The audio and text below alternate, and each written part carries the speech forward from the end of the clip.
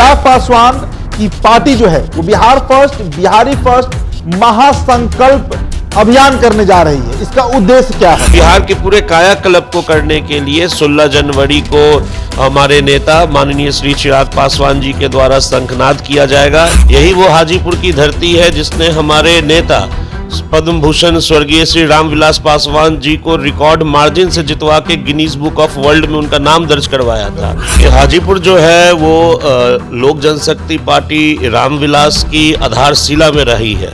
हाजीपुर जो हमारा क्षेत्र है जहां से मैं भी आता हूं, उसका एक लोजपा के लिए खासा प्रेम और खासा समर्थन शुरू से रहा है। जिस नेता की नीति इतनी असहज रहेगी तो बिहार की जनता उनकी फिर आने वाली नीतियों पे क्या भरोसा रखेगी? तो फिर इसका मतलब ये कि आप गुमराह की राजनीति करते हैं। तो राष्ट्रीय अध्यक्ष भी नहीं बनना था, इनको संयोजक भी नहीं बनना था, तो अब इनको बनना क्या है? बन सब कुछ चाहते हैं। नहीं, तो अब यही तो इसी बात को तो वो स्पष्ट करें। नमस्कार, स्वागत है आप सभी का द बिहार टॉप में। मेरा नाम उदित तारन है। हमारे साथ लोजपा रामविलास की युवा नेता राहुल साहब मौजूद हैं और चर्चा हम इसी बात पर करेंगे कि हाजीपुर में 16 जनवरी को यानी मकर संक्रांति के ठीक दूसरे दिन चिराग पासवान की पार्टी जो है वो बिहार फर्स्ट, बिहारी फर्स्ट महासंकल्प अभियान करने जा रही है। इसका उद्देश्य क्या है?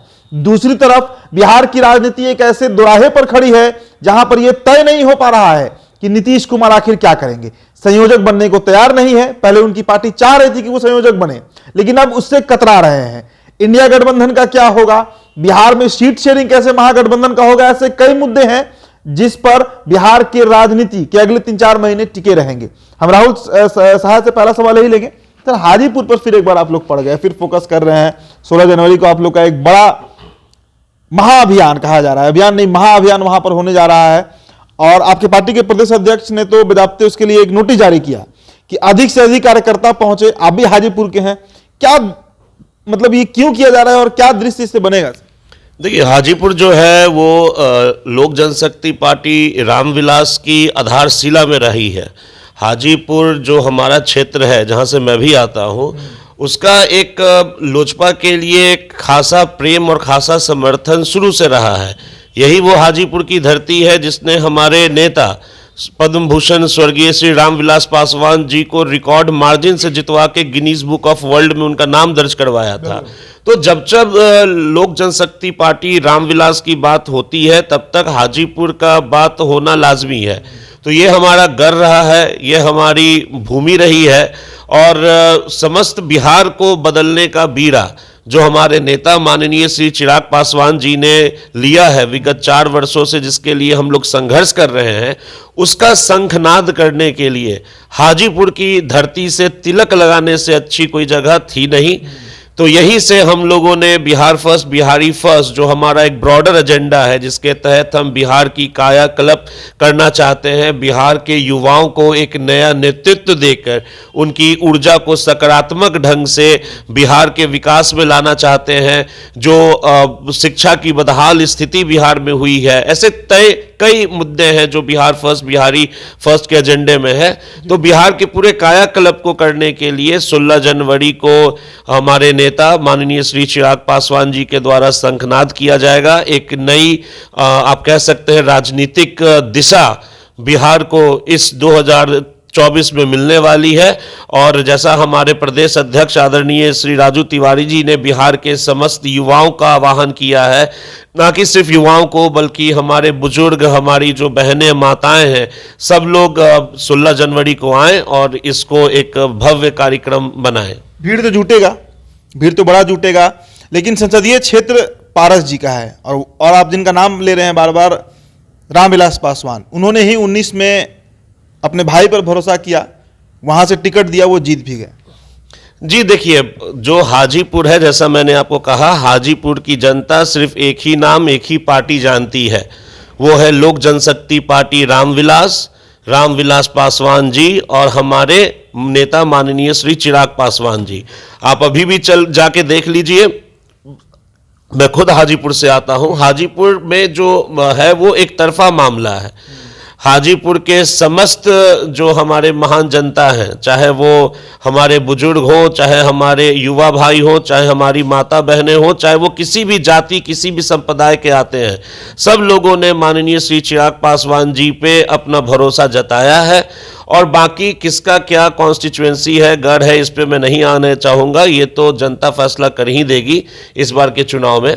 तो हाजीपुर में हम लोगों को मतलब एक बड़ा भीड़ जुटाएंगे आप? देखिए, भीड़ जुटाने का जरूरत भी नहीं है। अभी भी मधुबनी में आज ही के दिन हमारे नेता माननीय श्री चिराग पासवान जी का दौरा हुआ है, और आप अभी देख सकते हैं मधुबनी में मतलब हुजूम उड़ा हुआ है, मतलब हजारों के तादाद में युवा जो है वो आए हुए हैं सिर्फ माननीय श्री चिराग पासवान जी को सुनने के लिए। उनके बिहार फर्स्ट, बिहारी फर्स्ट की एजेंडा से लोग आज इतने प्रभावित हैं। लोगों को माननीय श्री चिराग पासवान जी में एक होप दिख रहा है, और भीड़ जुटाने की जरूरत नहीं है। जहां जहां हमारे नेता जाएंगे वहां वहां बिहार की महान जनता उनका तिलक लगाने के लिए आएगी, और ये सब हमारे माननीय श्री चिराग पासवान जी के 4 वर्षों का मेहनत, जो उन्होंने लोक संवाद स्थापित किया, और हमारे नेता माननीय स्वर्गीय श्री राम विलास पासवान जी के आशीर्वाद और हमारे लाखों कार्यकर्ताओं के मेहनत का नतीजा है। अच्छा, अब एक सवाल यह है कि नीतीश कुमार के फिर पलटी मारने की चर्चा, हालांकि चर्चा तो सालों भर चलते रहता है, लेकिन इधर थोड़ा गंभीर हो गया है। तेजस्वी यादव से भी दूरी उनकी है, लालू परिवार से दूरी हो गई है, बीजेपी के नेता थोड़ा शांत शांत रहते हैं नीतीश जी पर।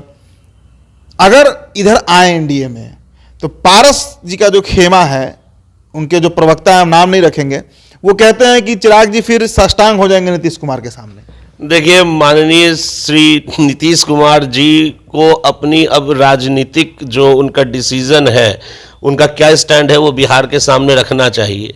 पहले तो वो संयोजक भी नहीं बनाए जा रहे थे, कह रहे थे कि वो प्रधानमंत्री पद के दावेदार नहीं, अब संयोजक बनाया जा रहा है उनको, तो उसके लिए उनकी पार्टी में आंतरिक कलह है। इसीलिए तो सवाल खड़ा हो रहा है कि चल क्या रहा है नीतीश कुमार तो वही तो, माननीय मुख्यमंत्री जी को बनना क्या है? बिहार के मुख्यमंत्री बनने में अब इनको कोई इंटरेस्ट तो रहा नहीं, और आज से नहीं, 2013 से जब से भाजपा का गठबंधन टूटा है तब से इनको बिहार से कोई लगाव रहा नहीं।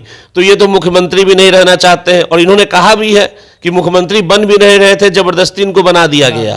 तो एक बात तो तय हो गई कि इनको मुख्यमंत्री का कोई मतलब, इनको तो राष्ट्रीय अध्यक्ष भी नहीं बनना था, अभी वह बोले कि जबरदस्ती बनाया जाए। तो वही तो, इनको राष्ट्रीय अध्यक्ष भी नहीं बनना था, इनको संयोजक भी नहीं बनना था, तो अब इनको बनना क्या है? लेकिन बन सब कुछ जाते हैं। नहीं, तो अब यही तो, इसी बात को तो वो स्पष्ट करें, क्योंकि जिस नेता की नीति इतनी मतलब असहज रहेगी, तो बिहार की जनता उनकी फिर आने वाली नीतियों पे क्या भरोसा रखेगी? तो फिर इसका मतलब ये कि आप गुमराह की राजनीति करते हैं, आप जनता के आंखों में धूल झोंकते हैं, आप जनता को गुमराह करते हुए आए, इसका तो मतलब यही प्रतीत हुआ।